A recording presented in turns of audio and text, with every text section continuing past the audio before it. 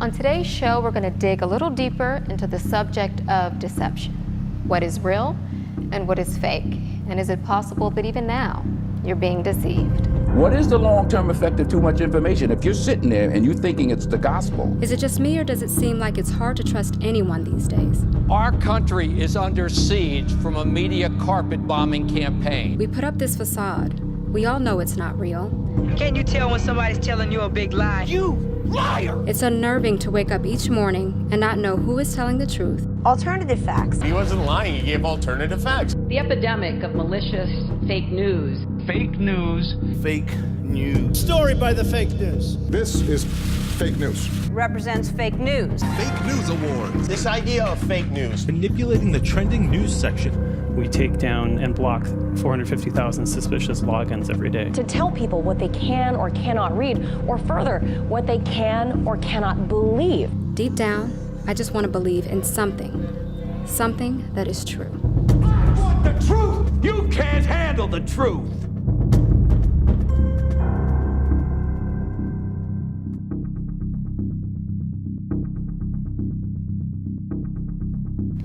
Do you all want to know the truth? Are you ready for the truth?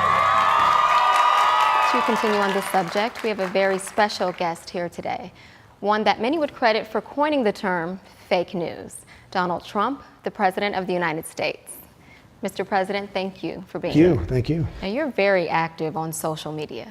My Twitter following is, I guess, between Facebook, Twitter, etc., we have 22 million people. But I will tell you, there's a lot of emotion on that issue. We've already had an African-American president. We almost had a female. Do you think we'll see a woman president soon? We're going to have a woman president, absolutely. Probably won't be very long, but... I think that's all we need. All right, cut. All right, people, that's a wrap. Hey, thanks, man. I still don't think this is a good idea. People just want to be entertained. They don't really want the truth. Where is your courage? It's at home sleeping with my paycheck. Unless you stand for something, you'll fall for anything. I like that. Can I tweet that?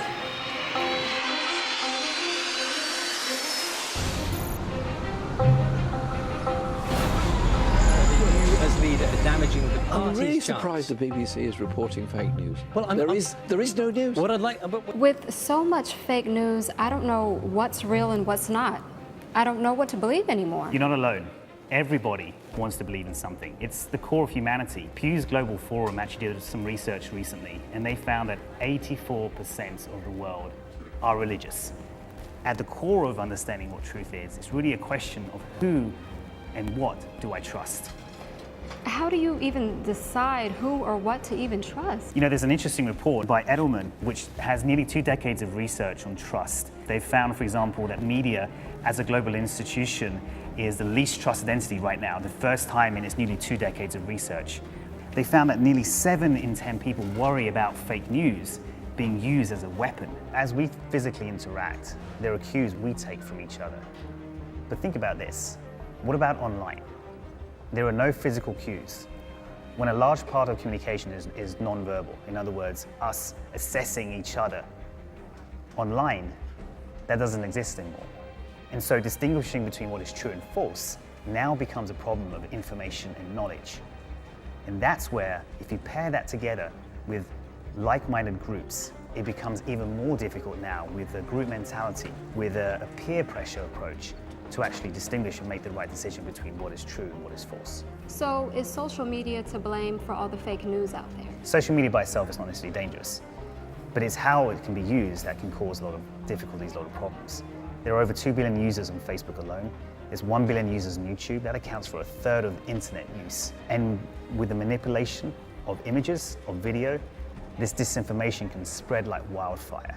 Information overload can actually cause and make us vulnerable to manipulation. So can you expand on this idea of conformity a little more? There's a classic social psychology study undertaken by Solomon Asch in 1951, which set in motion research around the idea of conformity. The experiment you'll be taking part in today involves the perception of lengths of lines, and on each card there are several lines. Your task is a very simple one. You're to look at the line on the left and determine which of the 3 lines on the right is equal to it in length. Only one of the people in the group is a real subject, the 5th person with the white t-shirt. The others are confederates of the experimenter and have been told to give wrong answers on some of the trials. 2. 2. 2. 2. 2. The subject denies the evidence of his own eyes and yields to group influence. 2. 2. 2. I know they're wrong, but why should I make waves? 2. In this case, the subject knows he is right, but goes along to avoid the discomfort of disagreeing with the group. People willingly conform to an idea, even though it was clearly and blatantly incorrect, because of peer pressure, because the other participants were actually agreeing with something that was incorrect. Take, for example, image manipulation, right? You do this on a regular basis, I'm sure. Do you take selfies? Do you take pictures? You put it through an app, maybe you want to lighten something, maybe it's too dark in some areas. Those are acceptable forms. We want to get the best looking image that we can so we can share it with friends, with family, and so on. But image manipulation itself can actually fall into a dangerous category. In the wrong hands, it can actually be used to deceive. Another really egregious example of manipulation is the Los Angeles Times photo from 2003, where a photographer took 2 photos. They were both quite dramatic. There was a British soldier in the photo and there was an Iraqi civilian. In one photo, he liked the way the soldier looked, and in the other photo, he liked the way the civilian looked. So he decided to just combine the 2 photos in Photoshop. And it was actually printed all over the world. Photo manipulation is as old as photography itself. Take this photo of President Lincoln. It's actually Lincoln's head on Senator John Calhoun's body. We've had faked photos for decades. This hugely damaging image of John Kerry supposedly sharing a stage with Vietnam protester Jane Fonda was actually a composite of 2 images. But image manipulation is just the beginning. Think about audio now. So as you can see, we have the audio waveform above it, and we have the text under it. And I kiss my dogs and my wife. So suppose Michael Key wants to send this audio to his wife. So he actually wants his wife to go before the dogs. So, and I kiss my wife and my dogs. Wait, here's more, we can actually type something that's not here. So we can actually type small phrases. So let's say, okay, so we remove those words and we do 3 times. Oh! And playback. And I kissed Jordan 3 times. Think about video. Now you have an opportunity to attack all the senses. Deep fake technology. Their ability to survive on $8 an hour in New York City. This is the ability to deceive you and I on a level that is unprecedented. It's essentially off-the-shelf technology that you and I can easily access, and we can not only manipulate a photo, but we can actually manipulate videos to an extent that can fool the senses. I think it's real important. Here we go. President Barack Obama. When you're giving a speech, make sure you use... You and I are going to find it very difficult, if not near nigh impossible, to actually tell the difference between what is real and what is not real. You have an opportunity now to deceive people on a global scale.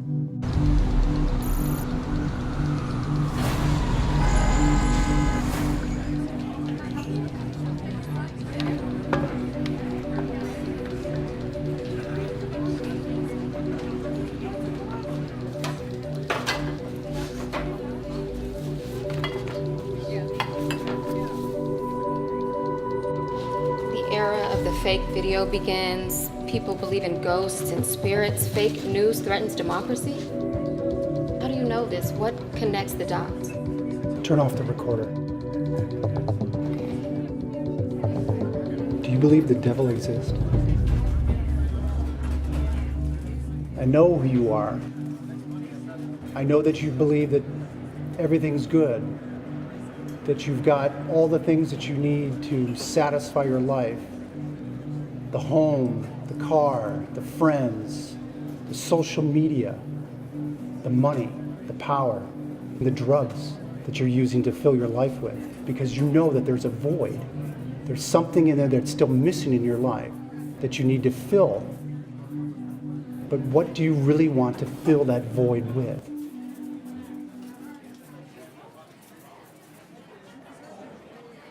I've been there.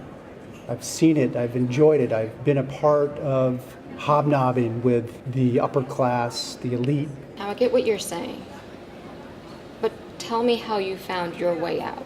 What do you want me to understand? I want you to understand that you've got a choice at the end of the day. You can go down one of two paths. They lead in two opposite directions.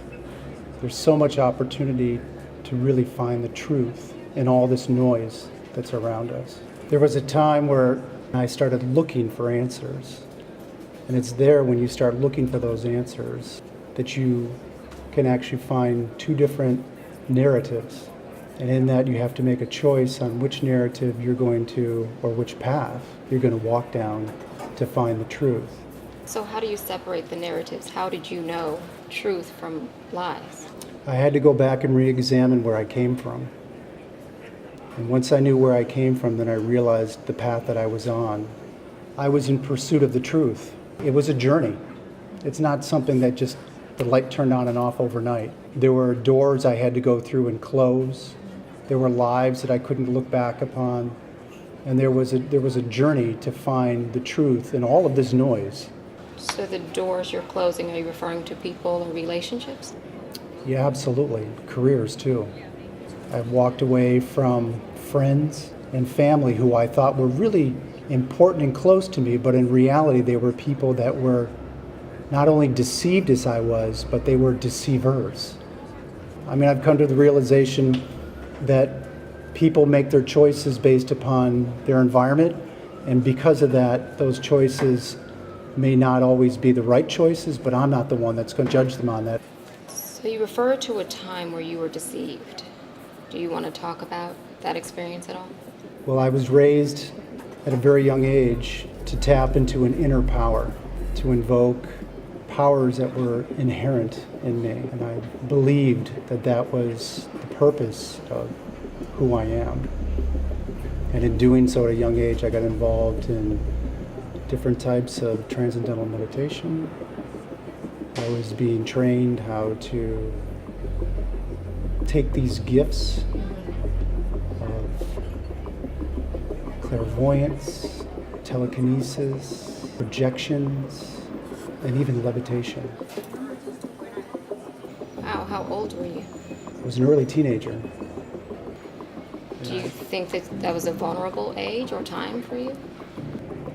I had no fear. No fear whatsoever. It was what I was expected to do on the journey. But that was the beginning that formed my opinions and my frame of reference on the world. Mark, tell me about your upbringing. How did you grow up? I grew up in a family, generationally, that wanted to teach their children religious enlightenment, that you could invoke an inner power and you could have godlike qualities here on earth. Invoke, like as in possession, or what does that mean? Well, now I look at it in hindsight, yes, but before it was more of taking time through transcendental meditation, Kundalini yoga, and unleashing the dragon within, and climbing the chakras, looking for that crown chakra of enlightenment, that I may obtain certain gifts of being able to project myself through thoughts or levitate. Those were things that were gradually groomed into me that I could become like a god. Do you remember that moment where you had a change of thinking? It wasn't until I was much older and I was well into my career like you are. I was at the pinnacle of my career working for a global company, making a lot of money, rubbing elbows with very important people, and involved in business that I couldn't even talk about. And it's at that point that that pit in my stomach said that there's something missing.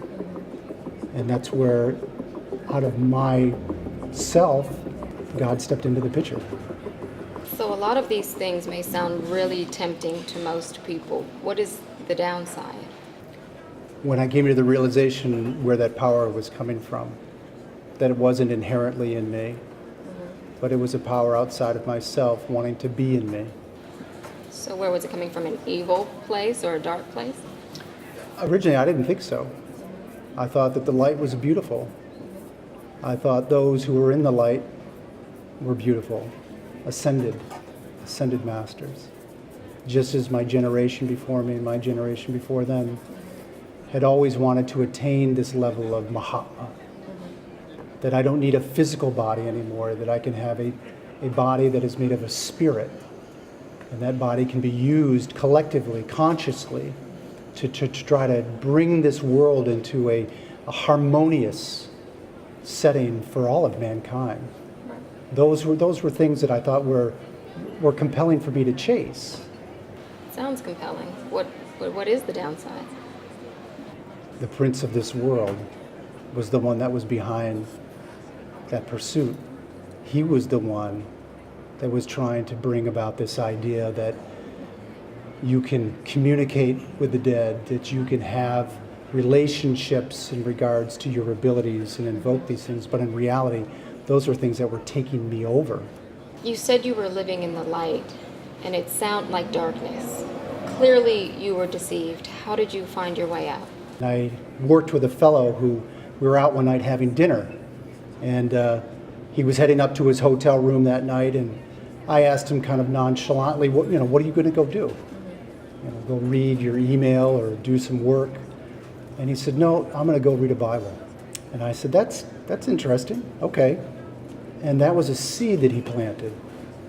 And from that seed that got planted that evening, it actually generated and sprung into a root. That pit that was missing in my stomach, he actually grabbed onto it and said, there is something about that Bible that Bobby mentioned that you need to go find out about. So had you read the Bible before? I'd never picked up a Bible in my life. I was actually to the point when that seed sprouted. I was driving one day in my car and went by a bookstore, and I literally turned the car around and I was compelled to go inside and talk to the storekeeper about buying a Bible. And he said, Mark, I don't have any. I'm going to have to order you one. Of course. So absolutely, I ordered a Bible. I still have that Bible with me today. What was it like reading the first few pages? At first, it was a journey of curiosity. There's so much in the first few pages of the creation.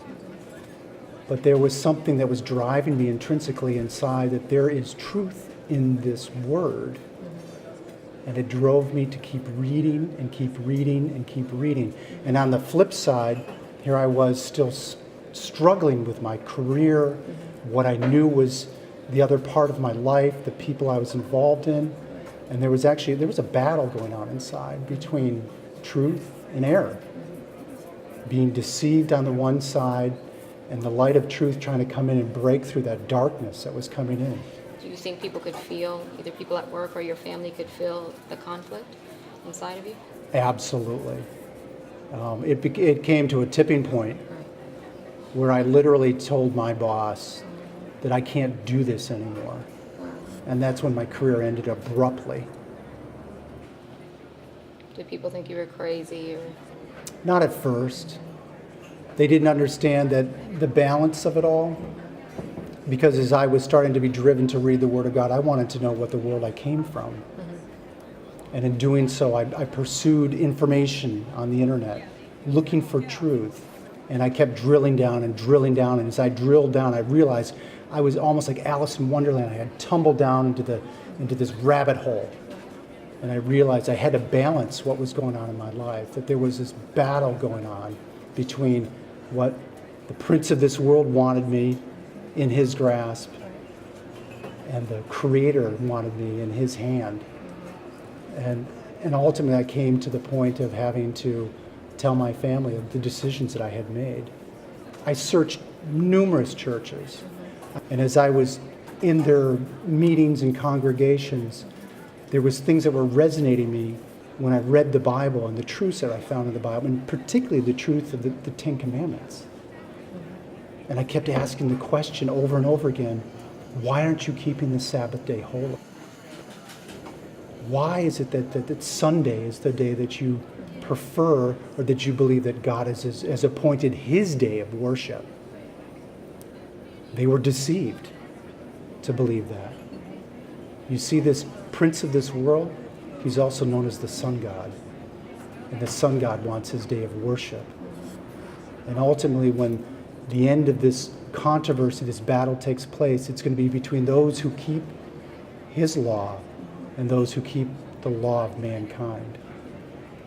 I believe that the truth has set me free, and in doing so, it created a huge divide in my family, with my siblings, my parents.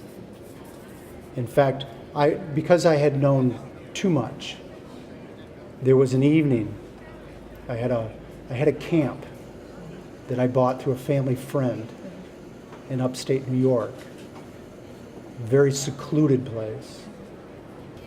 And as I was going through this process of quitting my career and realizing that I was going to be on a new trajectory of a life, a group of men showed up, and they wanted to take my life. At the back of my property, there was a lake, and across the lake was a state facility. And that night, that place was all lit up. And I was looking across the lake through a pair of binoculars, and all of these men dressed in full regalia. Did you know them? I knew who they were later. They decided that that night was my night to either intimidate me and put me through fear, and they came towards me in the property. But as I was looking in the binoculars, and I was panning this line of these men that were standing there, I realized that there was a pair of crosshairs looking at me through the binoculars. So my eye and the eye that was inside of that scope on that rifle was pointed right at my head. And I gave him a hand signal, and he gave me a hand signal back. And I literally dropped to my knees, and I said, Lord, I don't know what's going to happen tonight, but I'm in your hands. Tell me what to do. And he said, Mark, take your shoes and socks off, go outside, and tell him you belong to me. And I literally heard that still voice. I did what it told me to do. And through the power of God, I said, you can have my body, but you can't have my soul. I've given it to the Lord. So there was this perfect peace that came over me. And a small, still voice spoke inside me again and said, this is not your battle tonight, Mark. Go inside and go to bed. And I went inside the cottage. I laid down. I slept. I got up the next day. I went into the town, the little diner, and there were some of those same people sitting there in the diner the next morning. And I walked in there feeling like I was on cloud 9, that I had the Lord at my side, and that there was nothing that was going to happen to me at that point. And just about a day later, I got a phone call from my father. And in our conversation, he said, Mark, I'm going to give you a warning. If you get out from behind the shadow of God, you'll end up with a bullet in your head. I'm your father. I'm telling you this because you're my blood. And from that moment forward, he realized and said, we can't touch you anymore. Don't get out from behind his shadow. Best man at my wedding, my best friend. And we've come to realize that we serve two different masters. We're on different roads. I love my family. I love my parents dearly. But we've come to the realization that we're on two different ways. Well, this is a lot. I'm going to take a moment. You don't mind if I excuse myself? Not at all. Okay.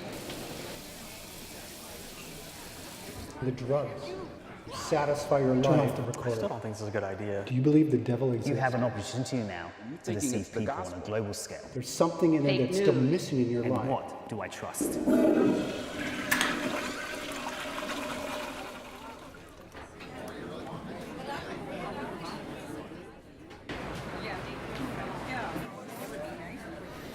I'm so sorry. Just needed a minute. No worries, no worries. So clearly there's something going on when the church and the Bible are on two different pages. Well, there are a lot of belief systems in the world today, but there's been a deception for a long time in regards to what is the truth of the Bible and what are the ideas of man, and why those ideas of man are being pushed on people who don't read their Bibles. Where does the road divide?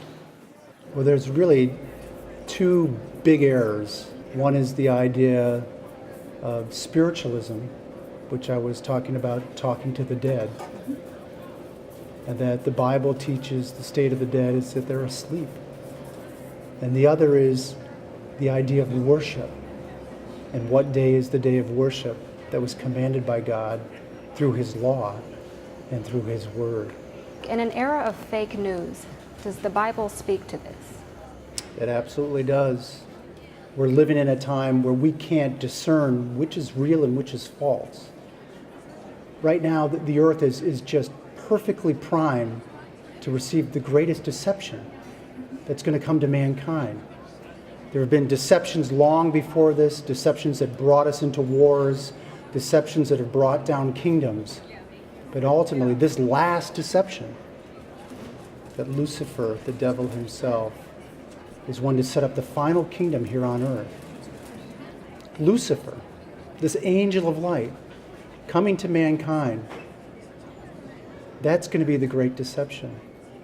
And if we haven't filtered out all of this noise and have used the Word of God as our one true way of guiding us through all of this distraction, we're going to be taken in by his deceptions. So how would people really be deceived by Lucifer?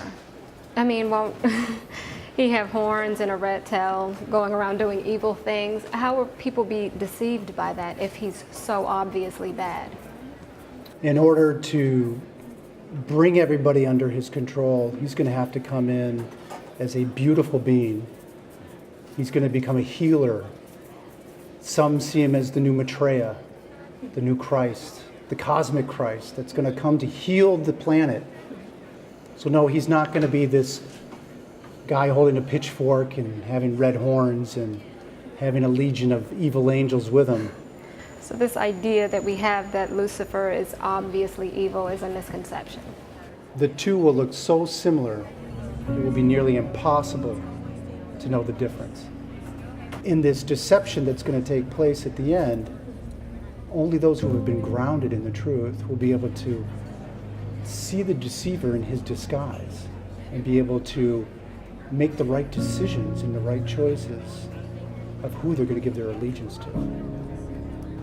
Mark, I have never heard anything like this before in my life. It's going to be nearly impossible to tell the difference between the truth and this fake news. You're either going to love the truth or you're going to believe a lie. Don't look at this. It's a rabbit hole. Don't go down it. Look to your true north for the truth. You can find it in His Word. I've learned so much on my journey. There's so much to think about. However, I have renewed hope that I can believe in something. I'll never forget what Mark said, that two can look so similar that you can hardly tell the difference.